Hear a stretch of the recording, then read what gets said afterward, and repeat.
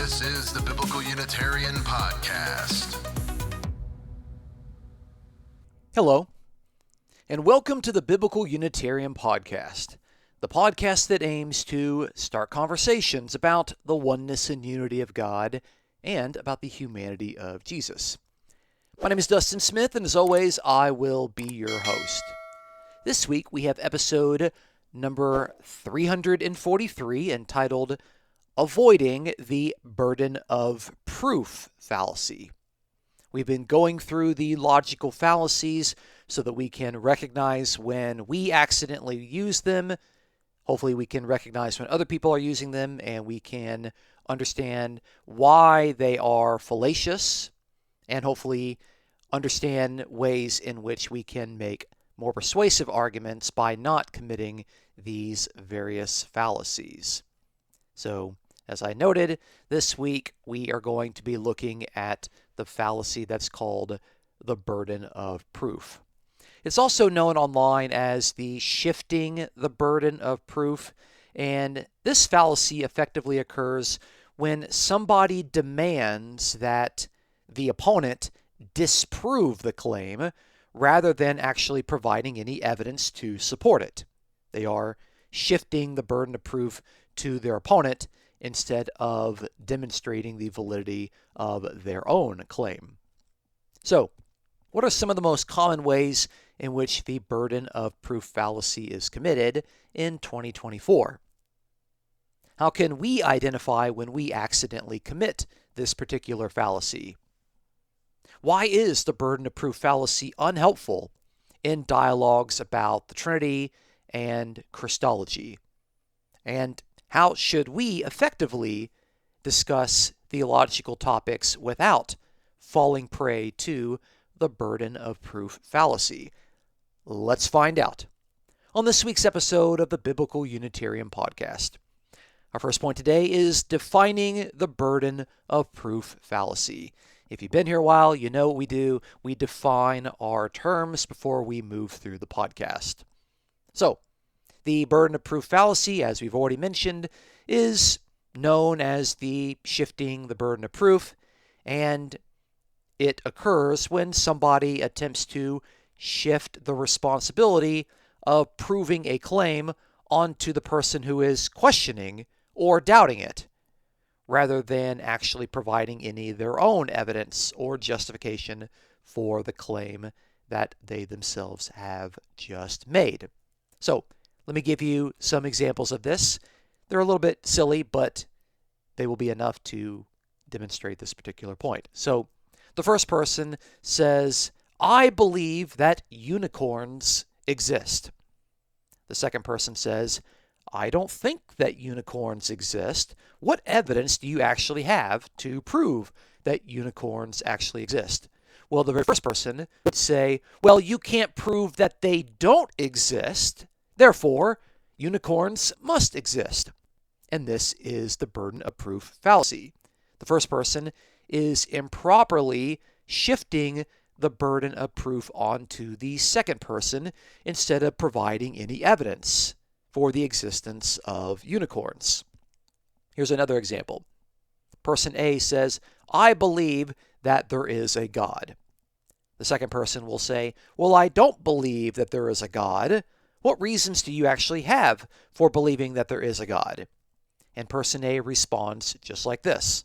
Well, you can't prove that God doesn't exist. Therefore, God must exist. But this is the burden of proof fallacy.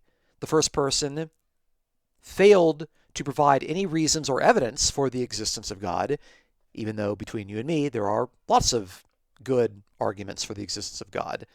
But they suggested that the second person had to disprove the claim. Here's another example dealing with various conspiracy theories, which, interestingly enough, tend to be labeled as conspiracy theories until they're actually proven to be correct. So, this one, by the way, I'm not particularly endorsing. The first person says that, well, I don't think that the moon landing was real. I believe that it was fake. And the second person will say, well, there's a lot of evidence that the moon landing actually took place. Why do you think that the moon landing was faked? And the first person could respond by saying, well, can you prove that it wasn't faked? And herein lies the fallacy. The first person is avoiding the need to provide evidence for their claim of the conspiracy theory by shifting the burden onto the second person and forcing the second person to disprove their claim. For the record, I do think that the moon landing actually took place. All right, so why is the burden of proof fallacy fallacious?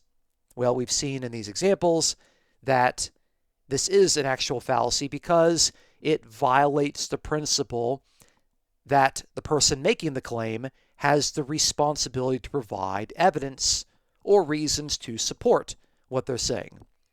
Instead of fulfilling this obligation, the original person is engaging in the fallacy by shifting the burden of proof onto someone else and expecting that second person to disprove the claim. And this tactic is logically flawed. And it's flawed for several reasons. The first reason is that it evades responsibility. In a rational argument, the person who asserts a claim is responsible for providing evidence or justification for said claim. This is the fundamental rule of logical discourse. But when someone shifts the burden of proof, they are evading this initial self-evident responsibility, and they are avoiding the responsibility of providing the necessary support for their claim. And this evasion tactic undermines the integrity of the argument. The second reason why the burden of proof fallacy is fallacious is that it shifts to proving a negative. It is typically more straightforward to prove a positive claim, for example, Jesus existed, because it involves providing evidence or examples. Now, the burden of proof fallacy requires that the other person is forced to prove a negative. For example, Jesus did not exist, which is usually more challenging, and sometimes it's fairly impossible. And this is unfair and unreasonable in these sort of dialogues. And the third reason is that this undermines rational dialogue. In any sort of productive debate or discussion, each participant should present evidence for their claims and engage with the evidence provided by others. This process allows for a fair and logical examination of the issues, not just for the two people that are involved, but also for the audience and for the moderator of the debate. But when someone shifts the burden of proof, they disrupt this process by avoiding the need to actually present any evidence. And this hinders any rational discourse, and it effectively leads to stalemates or an unproductive exchange where no meaningful progress is made and nobody listening to these sorts of debates actually enjoy this sort of unproductive exchange. Okay, so enough about the basic examples. The reason why people are here is because they want to hear point number 2, which is the common burden of proof fallacies in Christological debates and discussions about the Trinity. So, here are some good examples of this fallacy. The argument is made, quote, "You can't prove that the Trinity is false, so it must be true," end quote. But this is fallacious. It shifts the burden of proof onto the critic or the skeptic, and it requires them to disprove the Trinity rather than the initial person providing positive evidence or logical theological reasoning to support their doctrine. And that is a logical fallacy. Here's another argument. The Trinity must be true because all mainstream Christian denominations believe in it, and if you disagree with this, then you need to prove all of them wrong. But this is the burden of proof fallacy. This particular argument appeals to the authority or the consensus of tradition without offering any direct biblical or theological evidence. And it shifts the burden to the opponent to disprove the collective acceptance rather than actually providing proof of the Trinity itself. Here's one of these arguments that commonly gets used, and my goodness, this is frustrating. So the argument would be something like, well, the Bible doesn't explicitly say that the Trinity is not true, so we should accept that it is true. And this sort of backwards logic is, again, the burden of proof fallacy. I mean, it's a classic example of the fallacy, where the lack of an explicit denial of any topic is taken blindly as evidence of truth. The person claiming that the Trinity is true needs to provide evidence for the Trinity from Scripture rather than relying on the absence of a contrary statement. Here's another argument. Since human beings can't fully understand the nature of God, you can't reject the Trinity just because you say you can't understand it. This is the burden of proof fallacy.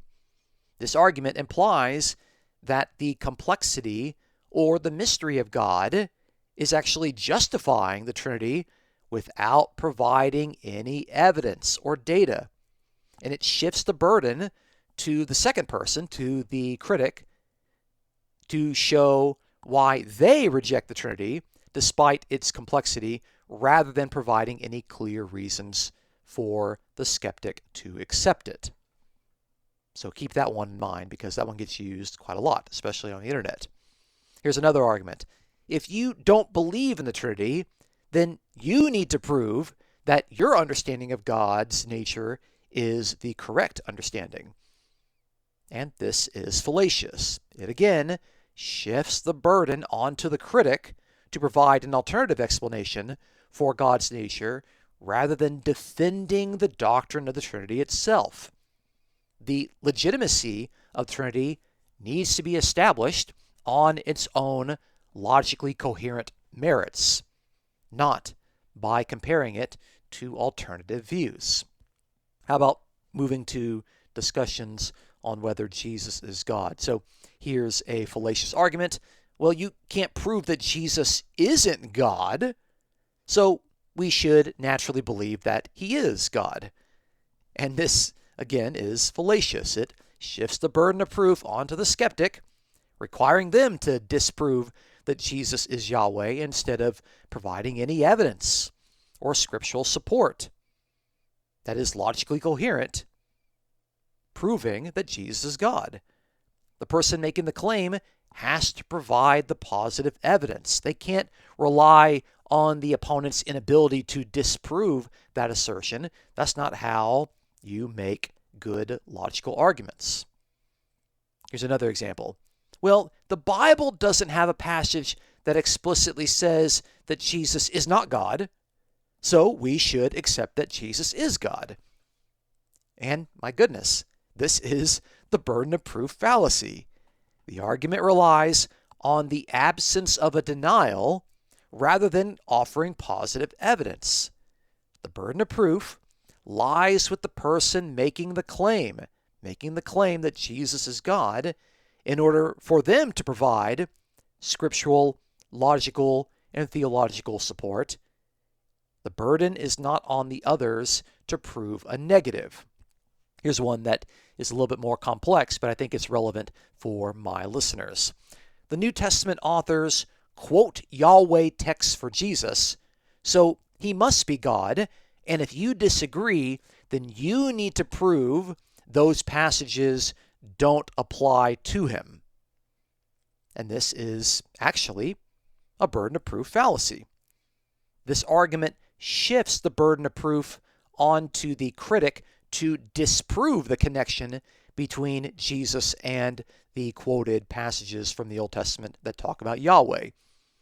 The person making the claim should instead provide evidence, a good argument, logic, and reasoning to show and demonstrate why and how the passages actually prove that Jesus just is Yahweh himself. Okay, so we have a lot of arguments there that are fallacious. They are fairly common. And now we need to know, okay, I recognize what this fallacy is. How can I keep myself from committing the burden of proof fallacy? And that's going to be our third and final point. How to avoid committing the burden of proof fallacy. And I'm looking at my list. 1, 2, 3, 4, 5. I've got 5 tips. 5 tips that if you incorporate these into your practical application, you too will be able to no longer fall prey to committing the fallacy of the burden of proof. Tip number one, you need to understand who bears the burden of proof. That's the key thing. Recognize that it is the person who makes the claim who has the responsibility to provide the evidence or reasoning to support that claim. So if someone is asserting that Jesus is the co-creator or that the Trinity is true, then it's their job to provide the evidence and the argument to back up that assertion. So we should avoid phrases like, well, you can't prove me wrong, so I must be right. That improperly and unfairly shifts the burden of proof onto others. Tip number two, we need to present positive evidence.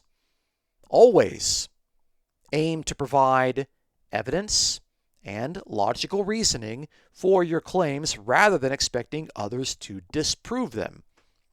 For instance, if arguing for the divinity of Jesus, someone needs to actually present some biblical passages, theological arguments, and historical context to support that position. And if you're going to make that argument, you have to be prepared to address potential objections by offering further evidence or clarifying your position rather than shifting the burden to the objector to prove your claim wrong. Number 3, the third tip is that we need to be able to acknowledge if an issue is indeed complex. We need to recognize that for some topics, especially theological ones, there is complexity in the data, and there may not be straightforward, clear, easy to read proofs. We should acknowledge this complexity if we are making an argument and focus on providing the best possible evidence or reasoning rather than demanding absolute proof from the other side. Don't just merely assert that your claim is true simply because others can't disprove it. Instead, we should be open to dialoguing and hearing further investigation. Number 4, we need to engage with opposing views fairly and charitably. We should engage with different views by really trying to understand their position and by responding with evidence rather than simply dismissing with the wave of a hand their claims by shifting the burden of proof. We should show that you have considered other perspectives and demonstrate that you are providing your argument in response to what they say. When critiquing another person's position, focus on pointing out where their evidence or their reasoning may be lacking, rather than merely stating that they haven't disproved your own claim. That would be committing the logical fallacy that we're talking about. And lastly, number 5, we need to avoid appeals to ignorance. We've got to stop saying, you can't prove that what I'm saying is not true. This is the classic form of the burden of proof fallacy. Again, you can't just say that you can't prove that what I'm saying is not true. This is an appeal to ignorance. Instead, you really should focus on what you can prove or substantiate. Stick to the arguments. Stick to the evidence. Stick to demonstrating reasonable, logical, and factual points. Provide the data. And if something really is unknown or unknowable, just admit that. Acknowledge it. Don't just use it as a basis for your own argument. And if you follow those 5 tips, you too can avoid falling prey to the burden of proof fallacy. Thank you so much for listening to this week's episode. Join us next week as we examine yet another common logical fallacy, the personal incredulity fallacy. Please look forward to our next episode. If you've enjoyed this podcast, please consider supporting us as we aim to promote the sound truths about the oneness and unity of God and about the humanity of Jesus. You can support us absolutely for free by subscribing, by giving us an honest review online, and by sharing your favorite episodes with your friends. If you would like to offer a financial donation, please check out the episode's description for a PayPal link. The Biblical Unitarian Podcast is produced and edited by Dustin Williams. I am Dustin Smith, your host. Until next time, please take care.